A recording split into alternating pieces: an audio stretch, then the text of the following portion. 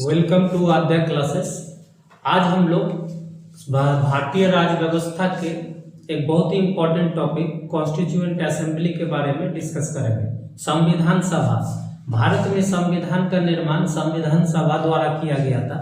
ऐसे तो कहा जाता है जिसको बनने में 2 वर्ष 11 महीना 18 दिन लगा संविधान सभा के द्वारा, लेकिन अगर वास्तविक रूप से देखा जाए तो ये संविधान सिर्फ ये 2 वर्ष 11 महीने में ही नहीं बना, इससे पहले भी इसकी ऐतिहासिक पृष्ठभूमि रही है। अंग्रेजों ने समय समय पर भारत पर अपना शासन मजबूत करने के लिए विभिन्न तरह के चार्टर और अधिनियम पारित किए, जिसे हम भारतीय संविधान के इतिहास की पृष्ठभूमि कह सकते हैं। तो आज हम लोग सबसे पहले डिस्कस करेंगे संविधान सभा। ये एक बहुत ही इम्पोर्टेंट टॉपिक है, हर एग्जाम में इससे एक ना एक सवाल रहता ही है, इसलिए आज इसको आप लोग बड़ा गौर से लास्ट तक वीडियो देखिएगा। और आप लोग अगर वीडियो लाइक कीजिएगा और तो हम लोग इस पर और आगे भी वीडियो लाते रहेंगे क्लासेस। तो चलिए आज हम लोग सबसे पहले पढ़ते हैं संविधान सभा।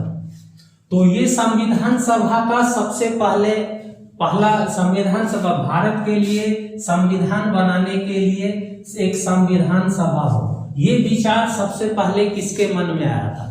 तो ये विचार 1922 में महात्मा गांधी के मन में सबसे पहले आया था, जो भारत का एक अपना संविधान हो और भारत का संविधान भारतीयों द्वारा बनाने के लिए एक संविधान सभा का गठन हो। और तो सबसे पहले 1922 में ये किसके मन में आया?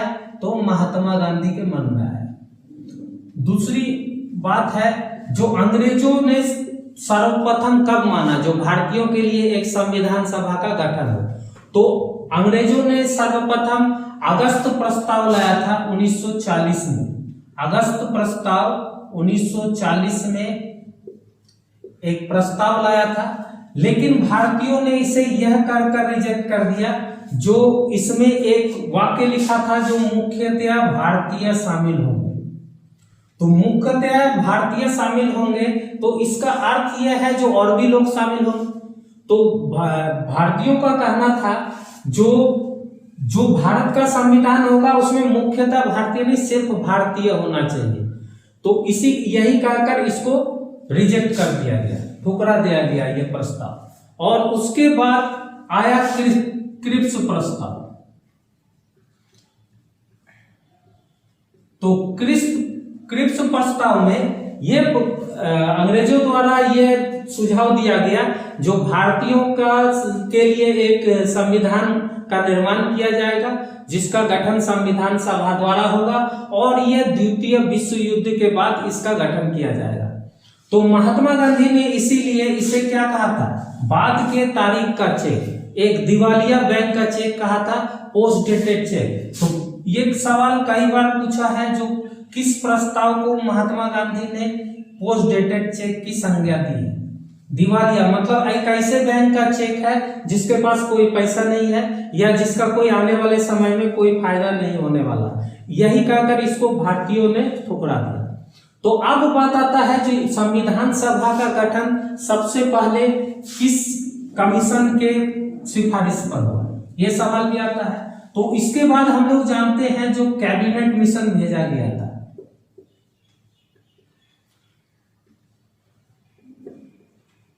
तो इंग्लैंड में उस समय जो नई सरकार बनी उसके प्रधानमंत्री लॉर्ड क्लीमेंट इटली बने, और इटली ने भारत में एक कैबिनेट मिशन भेजा था, जिसमें मुख्यतः 3 लोग शामिल थे। पहला था सर पैट्रिक लॉरेंस, जो इसके अध्यक्ष थे और वो भारत सचिव भी थे। सर पैट्रिक लॉरेंस इसके अध्यक्ष थे और इसके 2 और मेंबर थे। पहला मेंबर था सर स्टेफोर्ड क्रिप्स,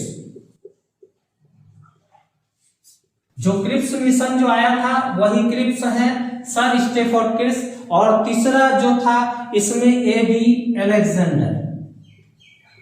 तो इन 3 लोगों के नेतृत्व में कैबिनेट मिशन भेजा गया अलेक्जेंडर। तो इन 3 लोगों के नेतृत्व में कैबिनेट मिशन भेजा गया, जिसके सिफारिश पर भारत में संविधान सभा का गठन किया गया। तो ये बात समझ में आ गई। अब हम लोग देखेंगे जो संविधान सभा में कुल कितने सदस्य निर्धारित किए गए। तो 389 कुल सदस्य। तो अब पहला क्वेश्चन आता है 389 ही क्यों, 400 क्यों नहीं हुआ, 350 क्यों नहीं हुआ।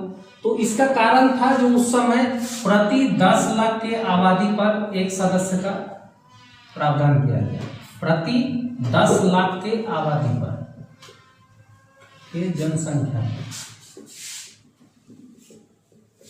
अब ये 389 में जो मेंबर थे उसमें से 292 क्या थे, ब्रिटिश भारत।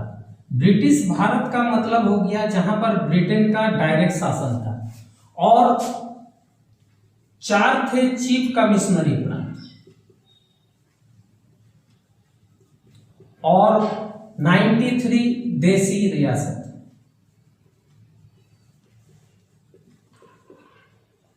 तो इससे हम लोग एक अंदाजा लगा सकते हैं जो उस समय भारत की आबादी कितनी थी, जो प्रति 10 लाख आबादी पर एक सीट, और 389 मेंबर, जिसमें से 292 ब्रिटिश भारत से, 4 चीफ कमिश्नरी प्रांत से, और 93 देसी रियासत से। तो नेक्स्ट क्वेश्चन हो सकता है जो क्या संविधान सभा के सभी सदस्य निर्वाचित थे। तो सभी सदस्य निर्वाचित नहीं थे, ये चीफ कमिश्नरी और 292 प्लस 296 क्या थे, निर्वाचित थे। और 93 जो देसी रियासतों का था, देसी रियासत का मतलब जहां ब्रिटेन डायरेक्ट शासन नहीं करके राजा महाराजाओं के माध्यम से शासन करते थे। तो ये 93 क्या थे, मनोनीत सदस्य।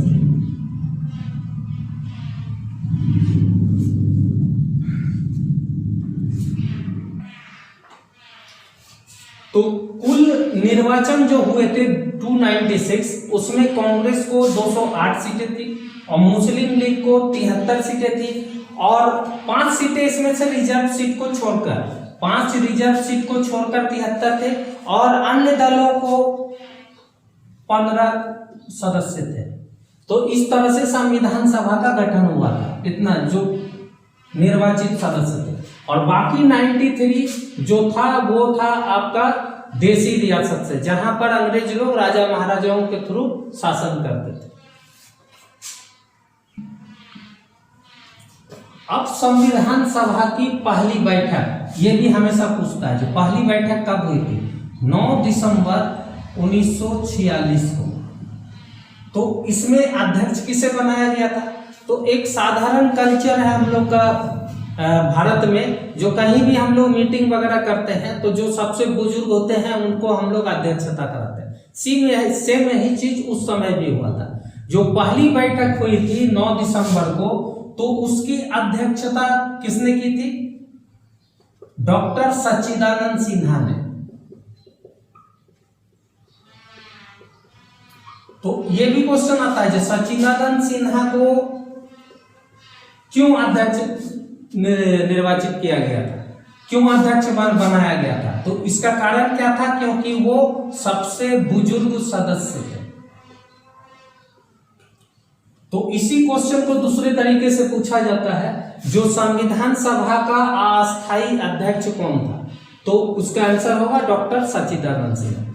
इसके बाद इसकी दूसरी बैठक हुई 11 दिसंबर, दो दिन बाद हुआ था, 11 दिसंबर 1946 को, जिसमें क्या हुआ इंपॉर्टेंट कार्य, डॉक्टर राजेंद्र प्रसाद को इसका स्थायी अध्यक्ष चुन लिया गया। डॉक्टर राजेंद्र प्रसाद को इसका स्थायी अध्यक्ष चुन लिया।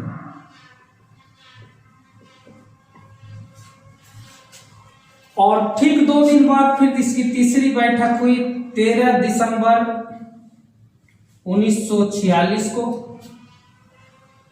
जहां पर क्या हुआ, जो बहुत एक इंपॉर्टेंट है चीज, जो जवाहरलाल नेहरू ने उद्देश्य प्रस्ताव पेश किया। ये उद्देश्य प्रस्ताव क्या है, जो हमारे संविधान का उद्देश्य झलकता है, जिसमें जो हमारा संविधान कैसा हो, हम कैसे राष्ट्र का निर्माण करना चाहते हैं, हमारी कानून व्यवस्था कैसी हो, इसके लिए एक उद्देश्य प्रस्ताव पेश किया गया। तो पेश किसने किया था, यह सवाल पूछा जाता है। तो ये जवाहरलाल नेहरू ने पेश किया था, लेकिन ये 13 दिसंबर 1946 को पारित नहीं हुआ। इसके पीछे कारण क्या था, जो हम लोग जानते हैं, जो प्रथम बैठक हुआ था इसमें सिर्फ 206 मेंबर शामिल हुए थे। प्रथम बैठक में केवल 207 मेंबर शामिल हुए थे। 207 मेंबर शामिल होने के पीछे कारण था, जो पहला कारण था, जो मुस्लिम लीग ने इसका बहिष्कार किया था, और दूसरा देशी रियासत अपना प्रतिनिधि कैसे भेजे। उस समय तक देशी रियासतों ने यह तय नहीं किया था जो उन्हें भारत राज्य में शामिल होना है या पाकिस्तान में शामिल होना है, क्योंकि हम लोग जानते हैं जो 1947 के माउंटबेटन योजना में ये देशी रियासतों को ये छूट दिया गया जो अपने इच्छा से किस राज्य में शामिल होना चाहते हैं। तो अभी तक उन्होंने ये डिसाइड नहीं किया था जो उनको भारत में शामिल होना है या पाकिस्तान में शामिल होना है। इसीलिए प्रथम बैठक में सिर्फ 207 मेंबर ही शामिल हुए थे। तो 13 दिसंबर 1946 को जब तीसरी बैठक हुई इसकी, तो उसमें जवाहरलाल नेहरू ने जब उद्देश्य प्रस्ताव पेश किया तो डॉक्टर भीमराव अंबेडकर और कई अन्य सदस्यों ने यह कहकर उद्देश्य प्रस्ताव को पारित करने से मना करने के लिए अनुरोध किया, जो क्योंकि इसमें अभी तक मुस्लिम लोग और देशी रियासतों के लोग शामिल नहीं हुए थे। तो इस तरह से ये 13 दिसंबर ये पारित कब हुआ, तो 22 जनवरी 1947 को ये पारित किया गया। तो उद्देश्य प्रस्ताव से एक क्वेश्चन आता है, जो भारत के प्रस्तावना का आधार क्या है। ये प्रस्तावना का आधार क्या है, यही उद्देश्य प्रस्ताव है। तो यहाँ पर उद्देश्य प्रस्ताव जो पेश किया गया था, जो हमारा संविधान कैसा हो, वही जो बाद में हमारे संविधान में प्रस्तावना शामिल किया गया संयुक्त राज्य अमेरिका के संविधान को देखते हुए, उसका आधार क्या है, तो यही उद्देश्य प्रस्ताव।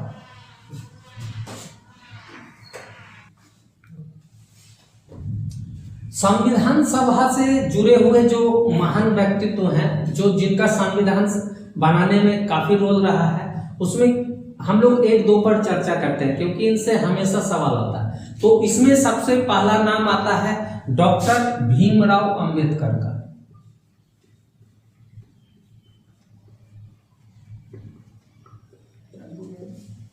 डॉक्टर भीमराव अंबेडकर का संविधान निर्माण में रोल क्या था, इससे बेहतर और नहीं समझा जाता है। जो संविधान सभा के ही एक सदस्य M.R. जयकर ने उन्हें भारतीय संविधान का जनक एवं जननी दोनों कहा है।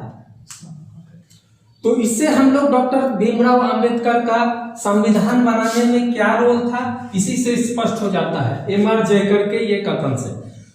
और डॉक्टर भीमराव अंबेडकर के बारे में जो सबसे इंपॉर्टेंट है, ये पहले बॉम्बे से संविधान सभा के लिए शामिल हुए थे, लेकिन बॉम्बे से ये इलेक्शन हार गए थे। तो हारने के चलते फिर जो इसके जो संविधान सभा में था, तो डॉक्टर भीमराव अंबेडकर का संविधान के शुरुआती दिनों में उतनी चर्चा नहीं है, लेकिन बाद में जो डॉक्टर राजेंद्र प्रसाद ने और अन्य सदस्यों ने ये महसूस किया जो डॉक्टर भीमराव अंबेडकर के बिना संविधान बनाने में जो है इनका बहुत महत्वपूर्ण रोल हो सकता है। तो इसके लिए इनको क्या किया गया, दूसरी बार बंगाल के जयसुर खुलना, जो अभी पूर्वी पाकिस्तान में है, पूर्वी पाकिस्तान मतलब बांग्लादेश, पूर्वी पाकिस्तान बांग्लादेश में है, वहां से मुस्लिम लीग की सहायता से डॉक्टर भीमराव अंबेडकर संविधान सभा के लिए चुने गए। लेकिन जब भारत विभाजन हुआ तो हम लोग जानते हैं ये हिस्सा कहां चला गया, पाकिस्तान में चला गया। तो पाकिस्तान के चले जाने के चलते भीमराव अंबेडकर को यह सीट खाली करना पड़ा। तो फिर जो है उस समय बॉम्बे के तत्कालीन प्रधानमंत्री, तो प्रधानमंत्री का पोस्ट हुआ करता था उस समय बॉम्बे में, वहां के M.G. खरे को डॉक्टर राजेंद्र प्रसाद ने एक चिट्ठी लिखा और वहां का जो मेंबर था उसको रेजिग्नेशन दिलवाकर डॉक्टर भीमराव अंबेडकर को बॉम्बे से निर्वाचित किया गया। तो ये बहुत अच्छा क्वेश्चन आता है, डॉक्टर भीमराव अंबेडकर कहां से प्रतिनिधित्व करते थे, तो अगर बंगाल और बॉम्बे दोनों है तो चूंकि सबसे पहले बंगाल से थे तो उसका आंसर होगा बंगाल। लेकिन अगर दोनों ऑप्शन में दिया हुआ है बंगाल बॉम्बे तो बंगाल होगा, और अगर सिर्फ एक ऑप्शन दिया है बंगाल नहीं दिया बॉम्बे तो हम लोग बॉम्बे को ही आंसर करेंगे। तो ये डॉक्टर भीमराव अंबेडकर के बारे में, जो पहली बार इलेक्शन हार गए, दूसरी बार जीते तो फिर वो पाकिस्तान में चला गया, तीसरी बार बॉम्बे का सीट खाली कराया गया। बॉम्बे का सीट खाली कराने के लिए उस समय वहां के प्रधानमंत्री बीजी खरे को चिट्ठी लिखा गया और उस तरह से वहां का जो था सदस्य ने इस्तीफा दिया और उसके जगह पर भीमराव अंबेडकर निर्वाचित होकर संविधान सभा के लिए आए। नेक्स्ट जो बहुत ही इंपॉर्टेंट शख्सियत है, important personality whose role is was very important in making our constitution, he is B.N. Rao। एक B.N. राव बेनेगल नरसिम्हन राव, तो इनके बारे में थोड़ा सा जानते हैं। तो क्वेश्चन अगर आया भारतीय संविधान का प्रारूप, नेक्स्ट शख्सियत जो बहुत इंपॉर्टेंट है B.N. राव। तो बेनेगल नरसिम्हन राव इनका पूरा नाम था। ये पेशे से क्या थे? ICS ऑफिसर थे, ICS अधिकारी थे और विधि के बहुत बड़े जानकार थे। तो एक क्वेश्चन आता है जिसमें स्टूडेंट काफी कंफ्यूजन हो जाते हैं। तो ये क्वेश्चन आता है भारतीय संविधान का प्रारूप किसने तैयार किया? तो जनरली लोग आंसर कर देते हैं क्या? डॉक्टर भीमराव अंबेडकर। लेकिन प्रारूप किसने तैयार किया था? तो इन्होंने भारतीय संविधान का प्रारूप तैयार किया था। तो भीमराव अंबेडकर का प्रारूप से क्या संबंध है? प्रारूप तैयार किया था। और सबसे बड़ा बात क्या है, जो ये पेशे से एक ICS ऑफिसर थे लेकिन इन्होंने संविधान में जो प्रारूप तैयार किया और इतना जो इन्होंने मेहनत किया, इसके लिए इन्होंने एक भी पैसा नहीं लिया था, निःशुल्क किया था। तो इसीलिए इनका भारतीय संविधान के बारे में बहुत ही बड़ा रोल है। तो भारतीय संविधान का प्रारूप किसने तैयार किया था? तो B.N. राव ने। तो डॉक्टर भीमराव अंबेडकर की तो इसी प्रारूप पर चर्चा करने के लिए एक प्रारूप समिति का गठन किया गया था। एक प्रारूप समिति का गठन किया गया था जिसका अध्यक्ष किनको चुना गया था? तो डॉक्टर भीमराव अंबेडकर। तो दो अलग अलग क्वेश्चन है, प्रारूप तैयार किया B.N. राव ने और प्रारूप समिति के अध्यक्ष कौन थे? तो डॉक्टर भीमराव अंबेडकर थे। तो संविधान पर इसी प्रारूप पर चर्चा करने के लिए एक प्रारूप समिति का गठन किया गया था जिसका अध्यक्ष डॉक्टर भीमराव अंबेडकर को बनाया गया था। तो ये प्रारूप समिति में भीमराव अंबेडकर को शामिल कर कुल 7 सदस्य थे। तो ये कौन कौन थे? तो पहला तो था B.R. अंबेडकर, दूसरा सदस्य थे N. गोपाल स्वामी आयंगर,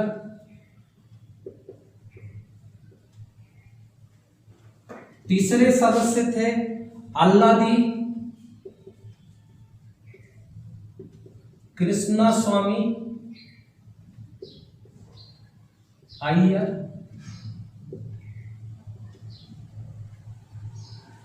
चौथा थे कन्हैया लाल मानिकलाल मुंशी,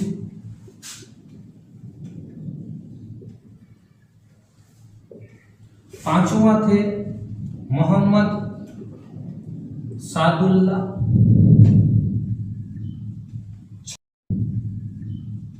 छठा सदस्य थे M. माधवराव। ये DP खेतान के जगह पर शामिल हुए थे। एक सदस्य ने इस्तीफा दे दिया था DP खेतान उसके जगह पर। और सातवां थे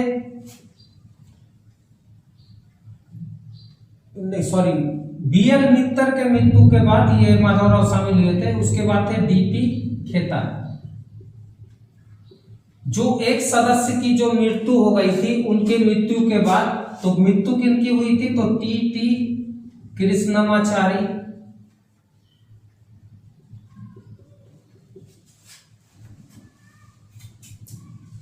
DP खेतान को बनाया गया। काट देना। तो छठा सदस्य इनका था एम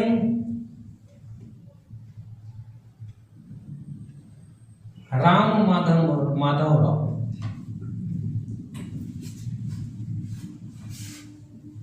और सातवां सदस्य जो था डीपी खेतान। तो इनकी मृत्यु हो गई थी, डीपी खेतान की इनकी मृत्यु हो गई, तो इनके जगह पर टी कृष्णमाचारी को शामिल किया गया।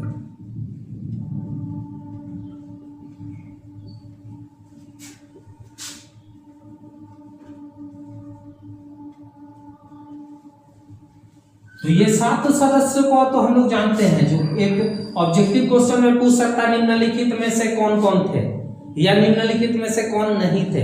इस टाइप का क्वेश्चन बहुत आता है, इसलिए इसी 7 का नाम याद रखना बहुत जरूरी है। अब इन लोगों के बारे में जो इंपॉर्टेंट बात है, जो एक बार पीसीएस में पूछ लिया क्वेश्चन, जो इनमें से कांग्रेसी कौन था। तो ये क्वेश्चन बहुत ही था, क्योंकि ज्यादातर एक मोहम्मद साइदुल्ला थे जो मुस्लिम लीग के सदस्य थे। ये भी क्वेश्चन आता है।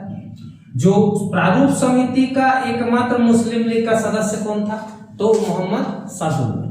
अब बात आता है, बाकी लोग तो हम लोग जानते हैं कांग्रेसी थे, लेकिन जो कांग्रेस का जो 206 सीट था, उसमें से 30 लोग ऐसे थे जो कांग्रेसी तो नहीं थे, लेकिन कांग्रेस के बैनर तले इलेक्शन लड़े थे। तो कांग्रेस ने इनको क्यों लड़वाया था, क्योंकि इनमें से कोई बड़े उद्योगपति थे, कोई बड़े कानूनविद थे, तो विभिन्न क्षेत्रों के जानकार लोग थे, इसीलिए कांग्रेस ने अपने बैनर के तले इन लोगों को इलेक्शन लड़ाया था। तो ऐसे ही लोग थे। एकमात्र जो प्योर कांग्रेसी था वो कौन था, कन्हैयालाल मानिकलाल मुंशी। एकमात्र कांग्रेसी सदस्य कौन थे, तो कन्हैयालाल मानिकलाल मुंशी। तो ये समझ में आ गया। संविधान सभा से इंपॉर्टेंट क्वेश्चन, संविधान सभा का जो प्रारूप समिति है उसके अध्यक्ष कौन थे, इसमें मेंबर कौन कौन थे, इसमें एकमात्र मुस्लिम लीग का सदस्य कौन है, इसमें किसकी मृत्यु हो गई थी, इसमें एकमात्र कांग्रेसी मेंबर कौन थे। तो इस तरह का क्वेश्चन आ सकता है, जिसको आप टेक्निकली अब हैंडल कर सकते हैं।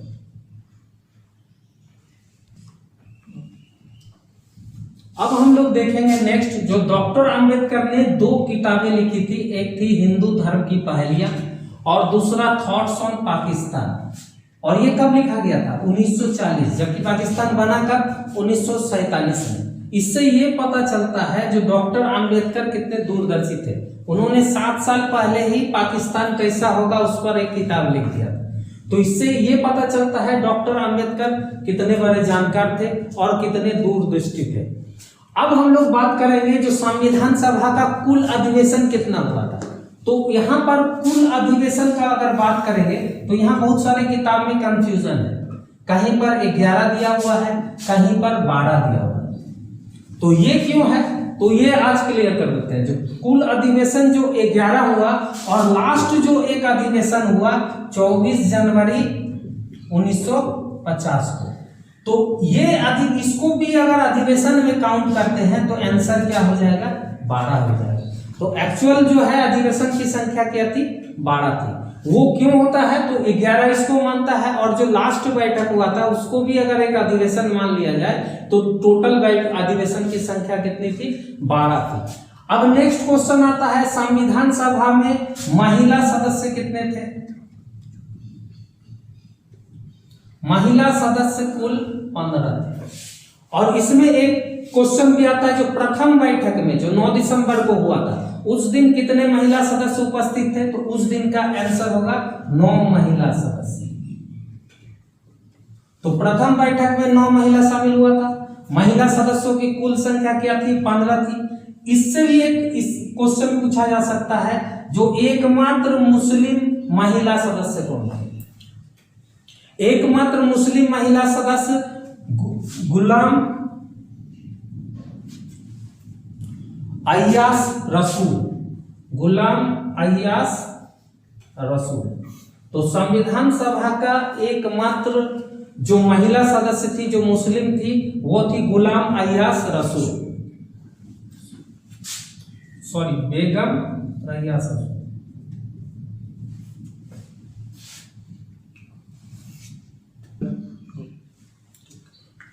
तो इसमें एकमात्र महिला सदस्य का नाम जिसमें थोड़ा सा मिस्टेक था, बेगम अय्याज रसूल। ठीक है, अब जो है हम लोग इस पर आगे चर्चा करेंगे। जो भारतीय संविधान सभा का द्वारा संविधान निर्माण में कितना समय लगा, तो ये क्वेश्चन भी पूछा जाता है, ये सभी लोग जानते ही हैं। जो 2 वर्ष 18 महीना और 11 दिन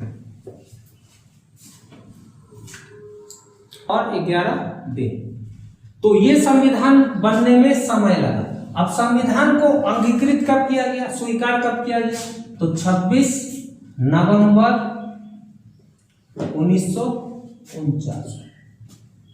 तो इसीलिए इसको हम लोग किस दिवस के रूप में मनाते हैं, आंशिक विधि दिवस।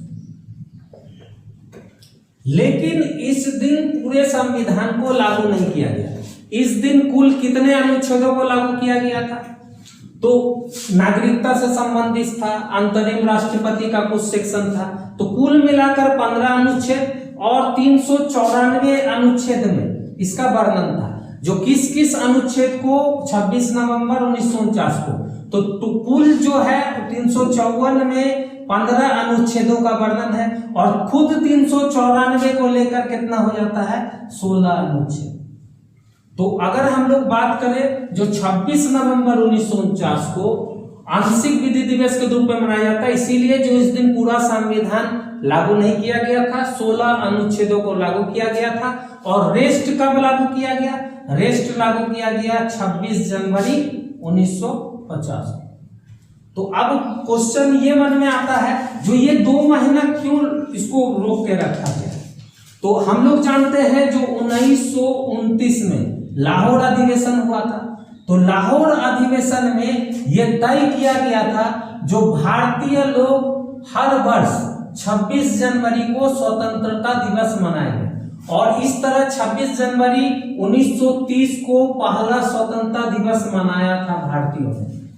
तो चूंकि भारत आजाद हो गया था 15 अगस्त 1947 को, तो इस दिन का जो इम्पोर्टेंस है ये खत्म हो रहा था, इसीलिए इस 26 नवंबर से 2 महीना डिले इसलिए किया गया, जो इस 26 जनवरी का जो इम्पोर्टेंस है वो बना रहे।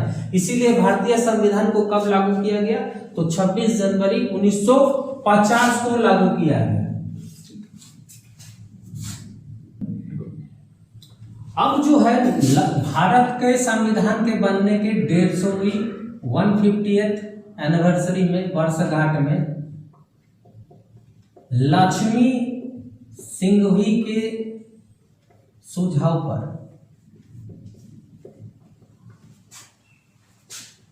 26 नवंबर को किस दिवस के रूप में मनाया जाने लगा, तो 26 नवंबर को किस दिन के रूप में मनाया जाने लगा, तो इसको हम लोग संविधान दिवस के रूप में मनाने लगे। तो 26 नवंबर को किस दिवस के रूप में मनाया जाता है, तो लक्ष्मी सिंघवी के सुझाव पर संविधान दिवस के रूप में मनाया जाता है। अब संविधान सभा की अंतिम बैठक कब हुई, तो 24 जनवरी 1950 को। तो इस तरह संविधान सभा की कुल बैठक कितनी हुई, अभी बताए थे 12। ये 11 पहले हुआ था और एक 24 जनवरी 1950 को लेकर टोटल 12 बैठक हुए। इस 12 बैठक में जो दौरान जो था, मुस्लिम लीग ने इसका बहिष्कार किया था। ठीक है, तो कहने का मतलब क्या है, जो अभी तक जो हम लोग पढ़े इसमें काफी इंपॉर्टेंट सेक्टर था। इसमें 1-2 चीज और है, जैसे ये संविधान सभा, तो संविधान बनना स्टार्ट हुआ 9 दिसंबर 1946 से, और आजादी के बाद जो है 15 अगस्त 1947 के भारतीयों के हाथ में आ गया, और संविधान लागू किया गया 26 जनवरी 1950। तो इस बीच में भारत का शासन किस नियम के तहत चला, किसके तहत, ये क्वेश्चन आ सकता है। जो तब तक तो संविधान निर्माण नहीं हुआ था, निर्माण होने के बाद तो ये जो शासन चलता था, भारत शासन अधिनियम 1935 के अनुसार। तो भारतीय संविधान का जो सबसे अंतिम अनुच्छेद है उसका नंबर क्या है? 395। तो 395 अनुच्छेद में भारत के संविधान को लागू किया गया, और लागू करने से क्या हुआ, दो संविधान जो पहले का था 1935 का अधिनियम और दूसरा माउंटबेटन 1947 का माउंटबेटन, दोनों को समाप्त कर दिया गया। तो किस अनुच्छेद द्वारा 1935 के अधिनियम को समाप्त किया गया या माउंटबेटन योजना को समाप्त किया गया? तो वो था 1935 से 1947। ये दो जो पुराने एक्ट से जो भारत का शासन चल रहा था उसको निरस्त कर दिया गया। अब नेक्स्ट आते हैं हम लोग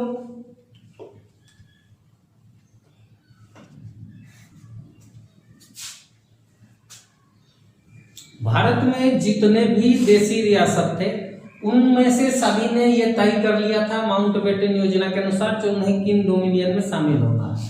तो कहने का मतलब क्या है, जो 3 देशी रियासत थे जिन्होंने फैसला नहीं किया जिन्हें भारत में शामिल होना है या पाकिस्तान, तो ये 3 बहुत इंपॉर्टेंट है। ये 3 को कौन कौन था, इससे एक क्वेश्चन आता है। तो पहला आता है हैदराबाद। तो हैदराबाद का निजाम उस समय तक कुछ नहीं बोल रहा था जो हमको किस में शामिल होना है। तो हैदराबाद को भारतीय संघ में शामिल किया गया किस तक, सैन्य बल के आधार। दूसरा जो था वो था जूनागढ़। जूनागढ़ में किस जनमत संग्रह कराया गया था? तो ये क्वेश्चन आता है किस देशी रियासत में जनमत संग्रह कराया गया था? इसका हो जाएगा जूनागढ़ रियासत। और तीसरा जो हम लोग जानते हैं जम्मू एंड कश्मीर। तो कश्मीर के राजा उस समय हरि सिंह थे जिन्होंने ये डिसाइड नहीं किया, जब कबीलाइयों ने पाकिस्तानी कबीलाइयों ने आक्रमण किया तब वो भारत के पास आए और कुछ नियम शर्तों के अधीन वो भारत राज्य में उनका शामिल किया गया। तो ये 3 इंपॉर्टेंट चीज है। अब हम लोग भारतीय संविधान सभा के बारे में कुछ हस्तियों ने कुछ कहा है। तो सबसे पहले भारतीय संविधान सभा को हिंदुओं की संस्था किसने कहा था? तो हिंदुओं की संस्था किसने कहा था? ये कहा था साइमन कमीशन का जो साइमन है, सर साइमन ने कहा था। दूसरा, भारतीय संविधान को एक जाति की संस्था किसने कहा था?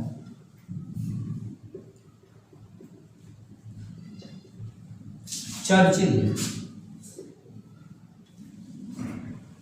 अब जो अंत में इस बात को करते हुए मैं इसको समाप्त करूंगा, जो डॉक्टर अंबेडकर का रोल क्या था इसी से पता चलता है। जब अंतिम दिन अंतिम बैठक चल रहा था तो उसमें सभी सदस्य भाषण दे रहे थे, तो सभी लोग जो अध्यक्ष थे उन्हीं का तारीफ का पुल बांध रहे थे। अध्यक्ष कौन थे?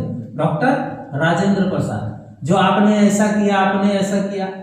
तो सब लोग यही तारीफ कर रहे थे, जो डॉक्टर राजेंद्र प्रसाद का तारीफ कर रहे थे, सर आपने ऐसा समझा। जब डॉक्टर राजेंद्र प्रसाद आए बोलने के लिए तो उन्होंने क्या कहा, जो मैंने इस संविधान निर्माण के दौरान यदि मैंने एक ही कोई बढ़िया काम किया है तो वो है प्रारूप समिति का गठन करके और उसका अध्यक्ष डॉक्टर भीमराव अंबेडकर को बना के। बोला जिस तरह गाड़ी चलाने के लिए एक अच्छे पायलट की आवश्यकता होती है, उसी तरह विमान चलाने के लिए एक दक्ष पायलट, स्किल्ड पायलट का जरूरत होता है। इसीलिए उन्होंने राजेंद्र प्रसाद ने डॉक्टर भीमराव अंबेडकर को क्या कहा था? स्किल्ड पायलट का की संज्ञा दी। तो ये क्वेश्चन दक्ष पायलट, दक्ष पायलट की संज्ञा दी थी। तो इसको हम लोग कहते हैं डॉक्टर राजेंद्र प्रसाद ने किसको दी थी? तो डॉक्टर भीमराव अंबेडकर। तो ये कब दी थी? तो अंतिम भाषण में 24 जनवरी 1950 को जो इसका अंतिम अधिवेशन हुआ था। और डॉक्टर अंबेडकर को एक और चीज कहा गया है, आधुनिक मनु, आधुनिक भारत का मनु। ये भी डॉक्टर अंबेडकर को कहा गया है। तो ये सब क्वेश्चन काफी इंपॉर्टेंट है। अब इसमें जो है हम लोग एक बात कर सकते हैं, जो इसमें भारत में प्रथम संशोधन कब हुआ था? 1951। और संसद काम करना कब शुरू किया था? 1952। तो ये कैसे हुआ? बिना संसद के संशोधन कैसे हो गया? ये क्वेश्चन आ सकता है। तो हम लोग जानते हैं जो लोकसभा का गठन 1952 में हुआ था, लेकिन उससे पहले संविधान सभा का 2 कार्य था। 2 कार्य क्या क्या था? एक कार्य था एक सत्र में, जैसे दिन के किसी एक पहर में लोग क्या करते थे, इसको संविधान निर्माण का काम करते थे, और दूसरे इसमें क्या करते थे, संसद का काम करते थे। तो जब संविधान निर्माण का काम करते थे तो इनका अध्यक्ष कौन होता था? डॉक्टर राजेंद्र प्रसाद। और जब संसद का काम करते थे इसके अध्यक्ष कौन होते थे? तो जी.वी. मावलंकर, गणेश वासुदेव मावलंकर। तो इसी दौरान में जब ये संविधान सभा जो है संसद का रोल करता था, उसी समय 1951 में ये प्रथम संशोधन किया गया था। तो बस आज इतना ही। अब इसके बारे में नेक्स्ट टॉपिक हम लोग प्रस्तावना पर नेक्स्ट क्लास लाएंगे। आप लोग इस वीडियो को ज्यादा से ज्यादा लाइक करें, शेयर करें, सब्सक्राइब करें, तो आप लोग बहुत अधिक इसमें लाभ पाएंगे। जो लोग कॉम्पिटिटिव एग्जाम की तैयारी कर रहे हैं और घर में रहकर पढ़ाई कर सकते हैं, क्योंकि अभी कोरोना वायरस के चलते आप घर में ही रहें, सुरक्षित रहें और अपने घरों में रहकर ज्यादा से ज्यादा समय पढ़ाई पर करें। और हम